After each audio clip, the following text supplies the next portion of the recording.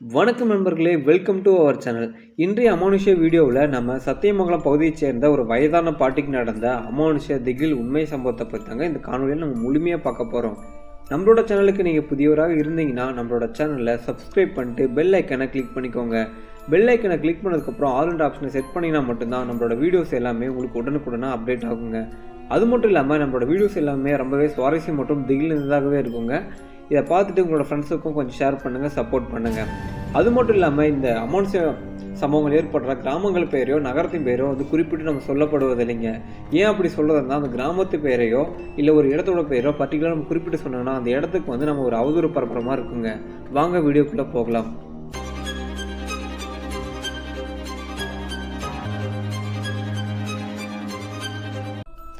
2020 காலகட்டத்தில் நடந்த இந்த அமானுஷ்ய திகில் சம்பவம் சத்தியமங்கலம் வனப்பகுதியில் தன்னந்தனியாக ஆடு மாடுகளை மேய்ச்சலுக்கு கொண்டுட்டு போகிற ஒரு பாட்டிக்கு நடந்ததுங்க.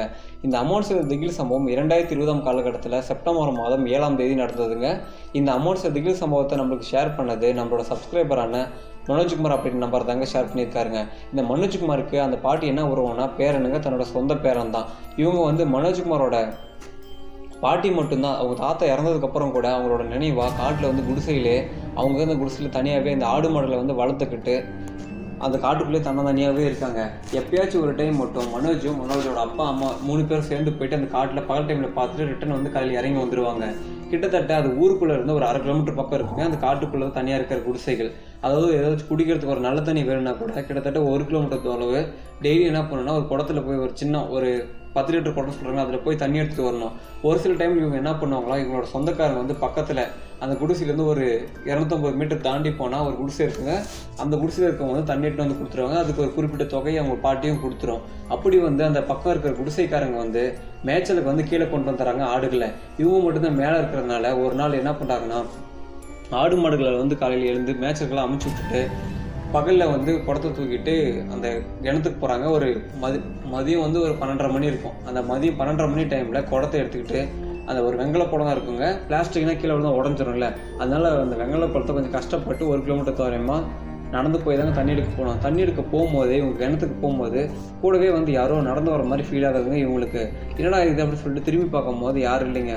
உடனே இவங்க பாட்டி கொஞ்சம் தைரியமான ஆளுன்றதுனால கையில் இந்த கம்பை வச்சுக்கிட்டு அப்படியே பொறுமையாக கொஞ்சம் தைரியத்தை வளர்ச்சிட்டு போயிட்டுருக்காங்க. ஒருவேளை இவங்க பக்கத்து வீட்டுக்காரங்களும் கீழே போயிட்டாங்க, மேய்ச்சலுக்கு பட்டியை திருப்பிட்டு கீழே போயிட்டாங்க. இப்போ நம்ம தனியாக இருக்குன்னு சொல்லி தெரிஞ்சுக்கிட்டு யாராச்சும் நம்மக்கிட்ட நகையோ இல்லை பணமோ எடுத்துகிட்டு போகிற மாதிரி எதனா பிளான் பண்ணுறாங்களா? இன்னும் அவங்களோட கணவர் நினைவாக என்ன பண்ணுறாங்கன்னா அந்த காதில் தொங்கல்னு போடுவாங்க, ரொம்பவே பெருசாக இருக்கும். அந்த காலத்து பாட்டிங்களாம் போட்டுட்ருப்பாங்களே, அதை வச்சு களவாண்டதாக யாராச்சும் வந்துருப்பாங்கன்னு சொல்லிட்டு பயத்தோட தடியை வச்சுக்கிட்டு கீழே தட்டிகிட்டே போகிறாங்க, தைரியத்தை வர வச்சுக்கிட்டு. அப்படி போயிட்டு இருக்கும்போது கிணத்துக்கிட்ட போனதுமே கிணத்துல ஒரு அரச மரம் இருக்குங்க. அந்த அரச மரம் பிள்ளையார் கோயில் இருக்குது, இவங்களே வச்சது. இந்த காட்டில் இருக்கிற இந்த பட்டி வச்சுருக்கவங்க எல்லாரும் சேர்ந்து ஒரு விநாயகர் கோயில் மாதிரி வச்சு அது சாமி கும்பிட்றது வழக்கமாக வச்சுருக்காங்க. அங்கே போயிட்டு விநாயகர்கிட்ட கொஞ்ச நேரம் சாமி கும்பிட்டு அதுக்கப்புறம் தண்ணி எடுத்துகிட்டு போகிறாங்க. அதுக்கப்புறம் போகும்போது ரிட்டன் எந்த இடத்துல தன்னோட ஆள் தன்னை ஃபாலோ பண்ணுற மாதிரி இருந்துச்சோ அதே இடத்துல மறுபடியும் ஒரு ஆள் பக்கமே நடந்து வர மாதிரி நல்லாவே சவுண்டு கேட்குதுங்க. இந்த பாறைகள் லைட்டாக இந்த பாறை மேலே யாராச்சும் நடந்து போகும்போது தடுமாறினா இந்த பாறைகள் லைட்டாக அந்த பாறை மேலே அந்த கல்லெல்லாம் கீழே விழும் பார்த்தீங்களா, அந்த மாதிரி ஃபீல் ஆகிருக்குங்க இவங்களுக்கு.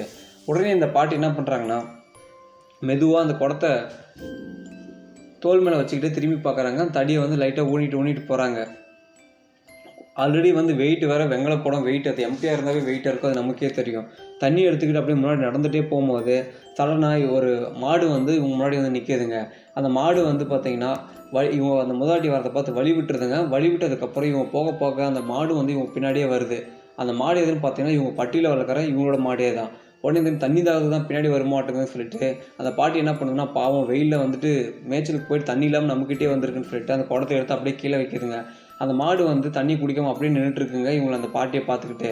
உடனே இருந்துக்கிட்டு நம்மக்கிட்ட சும்மா ஆளுங்க நம்ம ஓனர்னு சொல்லிட்டு நம்ம பக்கம் நிற்கிது அப்படின்னு நினச்சிக்கிட்டு அந்த பாட்டி என்ன பண்ணுறாங்கன்னா குடத்தை தூக்கிட்டு தன்னோட குடிசைக்கு போகிறாங்க. அப்படி குடிசைக்கு போனதுக்கப்புறமா இவங்க குடிசைக்குள்ள நுழைஞ்சதுக்கப்புறம் அந்த கூட அந்த காளை மாடு ரிட்டன் மறுபடியும் மேய்ச்சலுக்கு போயிடுதுங்க. இதை நோட் பண்ணுங்க, என்ன இது சம்மந்தமே இல்லை நம்ம கூட வருது. எப்பயுமே நம்ம கூட வந்துச்சுன்னா கொஞ்ச நேரம் தண்ணிக்கு மட்டும்தான் நம்மக்கிட்ட வரும். அப்படி இல்லைன்னா இங்கே பட்டியில் அடைக்கிற டைமுக்கு அதுவே வந்துடும். இங்கே என்ன சம்மந்தமேலாம் மறுபடியும் மேய்ச்சலுக்கு வேகமாக போகுது அப்படின்னு சொல்லிட்டு மறுபடியும் என்ன பண்ணுறாங்கன்னா இவங்க சமைக்க ஸ்டார்ட் பண்ணுறாங்க. அன்றைக்கி என்ன சமைக்கிறாங்கன்னு பார்த்தீங்கன்னா, தான் வளர்த்துட்டு இருக்கிற கோழி வந்து அங்கே இறந்துடுதுங்க. அந்த வெள்ளை கிழிச்சல் மாதிரி வரும். அந்த ரேஷன் அரிசியே போட்டுருந்தாங்கன்னா வச்சுக்கோங்களேன், வெள்ளை வெள்ளையாக கழிச்சல் வரதுனால அந்த கோழி அப்படியே இறந்துடுது. அதுவே அறுத்து இந்த மூதாட்டி என்ன பண்ணுறாங்கன்னா, கொஞ்சம் சமைக்கிறாங்க. சமைக்கும்போது என்ன பண்ணுறாங்கன்னா, மறுபடியும் ஒரு ஆள் வந்து முன்னாடி தன்னோட கயித்துக்கட்டில் அந்த குடிசை வீட்டுக்கு கீழே வந்து கயித்துக்கட்டில் போட்டுருப்பாங்க. அந்த பட்டியில் வந்து எல்லாருக்குமே தெரியும். இந்த கயித்துக்கட்டில் வந்து அப்படியே இருக்கும். அந்த கயித்துக்கட்டில் மேலே வந்து ஒரு வெயிட்டான ஒரு ஆள் வந்து எப்படி உக்காந்தா ஒரு நரன்னு ஒரு சவுண்டு கேட்குமோ அதே சவுண்டு கேட்குதுங்க. உடனே இவங்க என்ன பண்ணுறாங்கன்னா, அந்த மண் வீட்டுக்கு வந்து ஜன்னலெல்லாம் கிடையாது, கதவை திறந்து பார்த்தா தான் உண்டு. உடனே வந்து இப்படி அந்த பாட்டி கையில் ஒரு தடியை வச்சுக்கிட்டு யாரோ இந்த ஒரு பக்கத்து பட்டிக்காரங்க யாருனா வந்து உட்காருவாங்களோ இல்லை ஏதாச்சும் திருடுனா கூட இருக்குமோ அப்படின்னு சொல்லிட்டு தடி எடுத்து லைட்டாக வந்து பார்த்தீங்கன்னா அந்த கதவு வந்து அந்தளவுக்கு வந்து ஃபுல்லாக சேஃப்டிலாம் இருக்காது.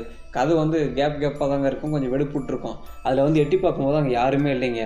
இருந்தாலையும் கொஞ்சம் பாதி தானே தெரியுது, அந்த பக்கம் ஏதாச்சும் யாருனா உட்காந்துருப்பாங்கன்னு சொல்லிட்டு என்ன தான் ஆகிட போகுது அப்படின்னு சொல்லிட்டு கதவு திறந்து எட்டி பார்க்கும்போது அங்கே யாருமே இல்லைங்க. ஆனால் கட்டில் வந்து பார்த்தீங்கன்னா கயிற்று கட்டல் தானே, ஆள் உட்காந்தா அந்த கயிறு வந்து கீழே இறங்கி நிற்குங்க. அந்த அளவுக்கு இருக்குங்க. நம்ம காலையில் கூட உட்காந்துட்டு தானே போனோம், அந்த கட்டில் தான் வெளியே தானே படுக்கிறோம். கட்டில் வந்து எப்பவுமே கயிறு ரொம்ப டைட்டாக ஜன்னலம் தான் இருந்துச்சு, இதென்ன இப்போ வந்து ஃபுல்லாக இந்த அளவுக்கு குழியாக இருக்கேன்னு சொல்லிட்டு தடியை வச்சு அந்த கட்டிலோட காலை வந்து ஓங்கி அடிக்கிறாங்க.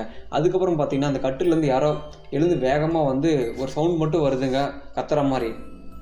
அது கேட்டதுமே மறுபடியும் இன்னொரு டைம் ஓங்கி அடிக்கிறாங்க.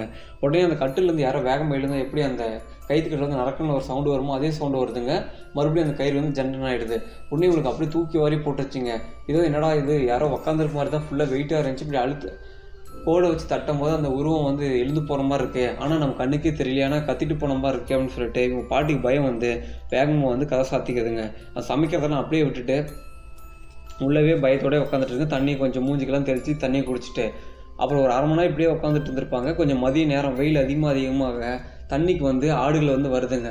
குடிக்கிறதுக்கு மட்டும்தான் இவங்க கிணத்துக்கு போனோம். மற்றபடி முன்னாடி வந்து இந்த அழுக்கு தண்ணிகளை வந்து ஒன்று கொடுங்க, இந்த மழை பெஞ்சா தண்ணி, அந்த தண்ணி வந்து இவங்க குடிசையிலேருந்து முன்னாடி ஒரு 30-40 மீட்டர்லேயே வந்து புதார் மாதிரி இருக்கும், அதில் வந்து தண்ணி இருக்குங்க. அதில் போய் தண்ணி குடிச்சிட்டு ஆடுகள் வந்து ஒவ்வொன்றா வருது. அதுக்கப்புறம் மாடுகள் வருதுங்க. அதுக்கப்புறம் இவங்க என்ன பண்ணுறேன், நான் வந்த ஆடுகளை வந்து பட்டிக்குள்ளே விடணும், தண்ணி இல்லாமல். அது இல்லாமல் குட்டி போட்டிருக்கிற ஆடுகளை வந்து பார்த்தீங்கன்னா குட்டியில் எடுத்துகிட்டு போயிட்டு ஆடுகளை வந்து பால் ஊட்டிட்டு தனியாக பிரித்து விடணும். அதுவே கிட்டத்தட்ட ஒரு 3/4 மணி நேரம் வேலை பிடிச்சிருவாங்க அவங்களுக்கு.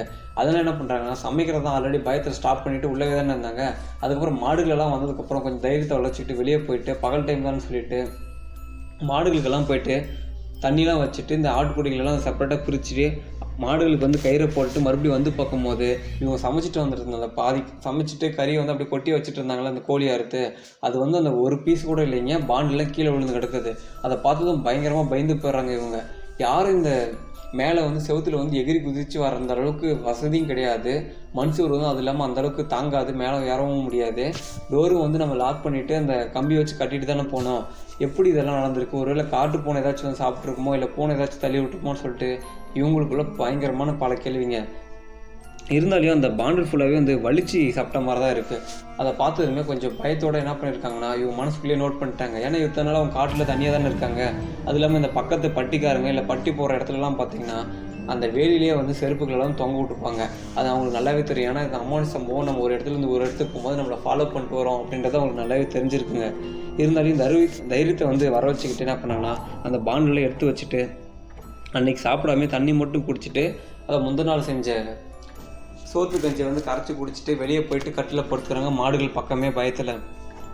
அப்படி நள்ளிரவு தூங்கிட்டு இருக்கும்போது வந்து பார்த்திங்கன்னா இவங்க பட்டியில் இருக்கிற ஒரு மாடு, அதாவது இந்த கிடரின்னு சொல்லுவாங்கள்ல, அந்த ஆண் மாடு காளை மாடு வந்து பார்த்திங்கன்னா பயங்கரமாக வந்து அப்படியே ஆக்ரோஷமாக ஒரு ஆளை பார்த்து துரத்துனா எப்படி இருக்கும் அந்த மாதிரி வந்து நீட்டாக கயிறு விட்டு கட்டியிருக்காங்க. இது மட்டும் வெளியே கட்டியிருப்பாங்க.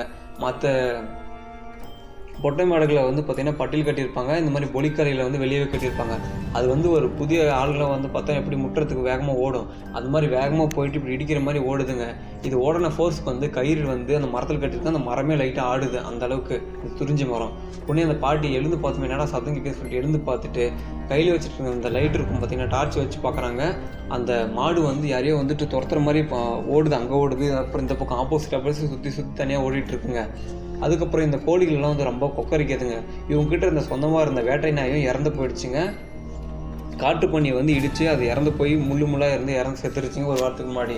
நாய் இருந்தால் கூட ஏதாச்சும் இந்த அமானுஷம் இருந்தால் விரட்டிடுமே அப்படின்னு சொல்லிட்டு மாடு வந்து மிரண்டிருக்கிறத பார்த்துட்டு இவங்க இன்னும் பயம் அதிகமாகிடுதுங்க. நம்ம வேறு தனியாக இருக்குமே அப்படின்னு சொல்லிக்கிட்டு கொஞ்ச நேரம் அப்படியே வெடிய அப்படியே கொஞ்சம் உட்காந்துட்டே இருக்காங்க. அதுக்கப்புறம் வெடிஞ்சதுக்கப்புறம் என்ன பண்ணுறாங்கன்னா, தூக்கம் இல்லாமல் ஆடுகளை வந்து அவுத்தே விடலைங்க. உடனே வந்து ஊருக்குள்ளே வேகமாக போகிறாங்க.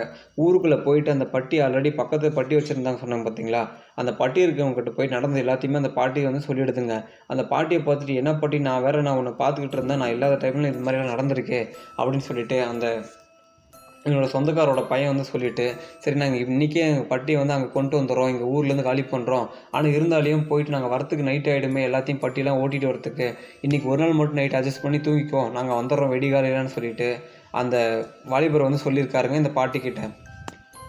இதே ஆடுகள், மாடுகள் வந்து இல்லாமல் இருந்தால் இந்த பட்டியிலே கூட அந்த பாட்டி தங்கிட்டு இவங்க கூடயே காலையில் ஒன்றா போகலாம். இருந்தாலும் ஆடுகள், மாடுகள் இருக்கே, இதே சேர்க்க வச்சு யாராச்சும் திருடிட்டு போயிட்டா என்ன பண்ணுறதுன்னு சொல்லிட்டு பயத்தோடு என்ன பண்ணுறது, நடக்கிறது நடக்கட்டும், என்னோடய வீட்டுக்காரே போயிட்டாரு, நான் இருந்து என்ன பண்ண போகிறேன்னு சொல்லிட்டு மனசுக்குள்ளே நினச்சிக்கிட்டு இவங்க அந்த பட்டிக்கிட்ட வந்துடுறாங்க. அந்த பாட்டி வந்ததுக்கப்புறம் அந்த பட்டிகளில் போயிட்டு ஆடுகள், மாடுகளை வந்து அவுத்து விட்றாங்க. ஆனால் அப்போ அந்த பொலிக்காலை மட்டும் அவுத்து விட்டால் கூட போகாமல் அந்த பொலிக்கலையை வந்து கடத்தி விட்டால் கூட போகாமல் அந்த வீட்டவே சுற்றி வந்துட்டு இருந்திருக்குங்க. அந்த பொலிக்கலை யாரையும் துரத்துற மாதிரி அங்கிட்டு இங்கிட்டு ஓடிட்டே இருந்திருக்குங்க. உடனே இவங்க என்ன பண்ணுறாங்கன்னா, அந்த மாடை போயிட்டு கம்பு வச்சு அடிச்சுட்டு, "மேய்ச்சலுக்கு போய் இங்கே என்ன எதுத்த பார்த்து துரத்திட்டு இருக்கு" அப்படின்னு சொல்லிட்டு அந்த பாட்டி திட்டிக்கிட்டே உள்ளே போயிட்டு கதவை லாக் பண்ணிக்குதுங்க. உடனே அந்த காளை மாடு வந்து பயங்கரமாக கத்துதுங்க இவங்க வீட்டை பார்த்துட்டு. அதுக்கப்புறம் என்ன பண்ணுறாங்கன்னா, இவங்க பக்கமே யாரோ ஒருத்தர் வந்து இவங்களோட முடியை வந்து பிடிச்சி இழுக்கிற மாதிரியும் ஃபீல் ஆகுதுங்க. உடனே இவர் திரும்பி பார்க்கும்போது கன்னத்தில் வந்து பலார்னு ஒரு அடிங்க. அது பார்த்தீங்கன்னா, முன்னாடி அந்த வயதான பாட்டிக்கு முன்னாடி வந்து ஒரு பெரிய ஆண்மகன் வந்து ஒரு 8, 9 அடிக்கு மேலே ஒரு ரொம்ப உயரமான ஒருத்தருங்க. ஃபுல்லாக கரிய நிறத்தில் இருக்காங்க. அதை அடிக்கும்போதே அப்படியே பார்த்துட்டு கீழே மயக்கம் போட்டு விழுந்துட்டு, ஒரு கொஞ்ச நேரம் கழிச்சு மயக்கம் தெளிஞ்சு எழுந்து பார்க்கும்போது வீட்டில் யாரும் இல்லைங்க. உடனே இவங்களுக்கு புரிஞ்சிருச்சுங்க, ஏதோ ஒரு அமானுஷ்யம் தான் நம்மளை வந்து தாக்கிறதுக்கு இப்படி பண்ணிகிட்ருக்குன்னு சொல்லிட்டு வெளியிலேருந்து போகும்போது அந்த மாடு வந்து அப்படியே கீழே விழுந்திருக்குங்க. வாயில் வந்து நுர தள்ளி போயிட்டு அப்படியே இருக்குது. உடனே இவங்க என்ன பண்ணுறாங்கன்னா, இப்போ இந்த வீட்டில் வந்து இந்த வடகம்லாம் வச்சுருப்பாங்கள்ல, அந்த வடகம் இந்த இதெல்லாம் கொடுத்து ஃபஸ்ட் எய்ட் பண்ணி மாட்டுக்கு வந்து அப்படி தண்ணி காமிச்சு நிழல்ல பிடிச்சி கட்டிடுறாங்க. உடனே இவங்களுக்கு இது சரிப்படாதுன்னு சொல்லிட்டு பயத்தில் என்ன பண்ணுறாங்கன்ட்டு வேகமாக தடியை ஊனிக்கிட்டு இப்போ ஊருக்குள்ளே இறங்கி போயிடுறாங்க அந்த பாட்டி. ஊருக்குள்ளே, ஏன்னா அங்கேருந்து 1/2 கிலோமீட்டர் தானே. இப்படி அந்த விநாயகர் கோயிலுக்கு போனால் 1 கிலோமீட்டர் இருக்குது. இதே ஊருக்குள்ளே போனோன்னா 1/2 கிலோமீட்டர்ன்றதுனால வேகமாக என்ன பண்ணாங்கன்னா தடியை ஊனிக்கிட்டு அந்த பட்டி இருக்கிற இடத்துக்கு போயிடுறாங்க. அந்த பட்டி போட்டவங்க எல்லாருமே ஈவினிங் டைம் வரதுனால தான் ஆடு மாடுகள் வந்து போனால் கூட நம்ம பண்ணிக்கலாம், நம்ம வேறு தனியாக இருக்கும், அது இல்லாமல் கண்ணை ஃபுல்லாக வலிக்குதே, அந்தளவுக்கு அடிக்கிறதுனா ஏதாச்சும் ஒரு அமானுஷமான உருவமாக தான் இருக்குன்னு நினச்சிக்கிட்டு இவங்க வந்து அந்த பட்டியில் வந்து எல்லாத்துக்கிட்டையும் சொல்லிடுறாங்க, இது மாதிரி நடந்துச்சு, என் கன்னத்தில் வந்து யாரோ ஓங்கி அப்பன மாதிரி இருந்தது, அதுக்கப்புறம் எழுந்து பார்த்து யாரும் இல்லை, அது இல்லாமல் மாடு வேறு நுரத்தள்ளி போய் கீழே கிடந்துச்சுன்னு சொல்லும் போது அதுக்கப்புறம் அங்கேயே என்ன பண்ணுறாங்கன்னா, பக்கம் இருக்கிற ஒரு முனியப்பன் கோயிலுக்கு போயிட்டு வாக்கு கேட்குறாங்க, அருள்வாக்கு கேட்குறாங்க. அவங்க வந்துட்டு இந்த மாதிரி ஒரு அமானுஷமான ஆவி தான், நீங்கள் வந்து கறி சமைக்கிறதுன்னு தெரிஞ்சுக்கிட்டு உங்களை அப்படியே ஃபாலோ பண்ணிவிட்டு அந்த கறி வாடையிலே வந்து ஃபாலோ பண்ணி உங்கள் பின்னாடி வந்திருக்கு. நல்ல வேளை நீங்கள் வளர்க்குற மாடு வந்து இதை பற்றி தெரிஞ்சுக்கிட்டு தான் அப்படியே உங்களை காப்பாற்றணும்னு சொல்லிட்டு உங்கள் பின்னாடியே வந்திருக்கு. இந்த மாடுகளை வந்து மாடுகள், பூனைகள், நாய்களுக்கு வந்து இந்த அமானுஷமான உருவங்கள் வந்து நம்ம கண்களுக்கு தெரியலனா கூட அவங்களுக்கு தெரியுங்க. அதனால தான் தன்னோட ஓனருக்கு வந்து ஏதோ ஒரு பிரச்சனை இருக்குன்னு சொல்லிட்டு அந்த மாடு வந்து இந்த பாட்டி பின்னாடியே கொஞ்சம் செக்யூர் பண்ணுறதுக்கு வந்திருக்குங்க. அதுக்கப்புறம் இந்த வீட்டுக்கு வந்ததுக்கப்புறம் கூட இந்த மாடு கலத்தி விட்டால் இந்த வீட்டவே சுற்றி துரத்திட்டு இருந்ததில்ல, அதுக்கு இந்த மூதாட்டியை வந்து கன்னத்தில் அரைஞ்சிட்டு அந்த மாடை பழிவாங்கன்னு சொல்லிட்டு வாயில் நுரக்குக்கிற மாதிரி பண்ணியிருக்குங்க. உடனே இந்த வடகெல்லாம் கொடுத்து கொஞ்சம் தண்ணியெல்லாம் காட்டி நெகலில் விட்டதுனால மாடுக்கு ஒன்றும் ஆகாது, நீ போ நான் காப்பாற்றுறேன்னு சொல்லிட்டு ஒரு தாயத்தை ஒன்று கையில் கட்டி விட்டுட்டு இந்த காட்டில் எங்கே போனாலும் இந்த தாயத்தோட கூட ஆள் வச்சுக்கோன்னு சொல்லி வராங்க. அதுக்கப்புறம் இந்த விஷயம்லாம் மனோஜோட அப்பாவுக்கு தெரிஞ்சு அவங்க அப்பா போயிட்டு கூப்பிட்டு வந்து எதுக்கும் ஹாஸ்பிட்டலெல்லாம் கொஞ்சம் தலையெல்லாம் ஸ்கேன் பண்ணிவிட்டு என் கூடயே வந்துருன்னு சொன்னால் நீ கேட்க மாட்டேங்கன்னு சொல்கிறாங்க. உடனே அவங்க இருந்துக்கிட்டு, இல்லை நான் இங்கேயே இருந்துக்கிறேன், எனக்கு இதே போதும் அப்படின்னு சொல்கிறாங்க. அதுக்கப்புறம் அவங்களோட பெரியம்மா பையனான, அதாவது பக்கத்தில் பட்டி வச்சுருக்காங்களே, அவங்க கொஞ்சம் காசெல்லாம் கொடுத்து டெய்லி உங்களுக்கு தண்ணி எடுத்துட்டு வந்து கொடுத்து பக்கமே இருந்து பார்த்துக்கோங்க அப்படின்னு சொல்லி முடிச்சிடறாருங்க மனோஜோட அப்பா. அதுக்கப்புறம் இது போல் அமானுஷ சம்பவம் எதுவும் ஏற்படும்னு சொல்லிட்டு அந்த பாட்டி வந்து இந்த அமானுஷ சம்பவத்தை அவங்க பேரங்கிட்ட சொல்லியிருக்குங்க. இப்பயும் கூட அந்த பாட்டி வந்து தன்னந்தனியாக அந்த காட்டில் தனியாக தாங்க இருக்குது. இது போன்ற உங்களுக்கும் அமானுஷ சம்பவம் ஏதாச்சும் ஏற்பட்டிருந்தா மேலே தெரிகிற நம்மளோட வாட்ஸ்அப் நம்பருக்கு ஷேர் பண்ணுங்கள். கொஞ்சம் சப்போர்ட் பண்ணுங்கள் நம்மளோட சேனலுக்கு.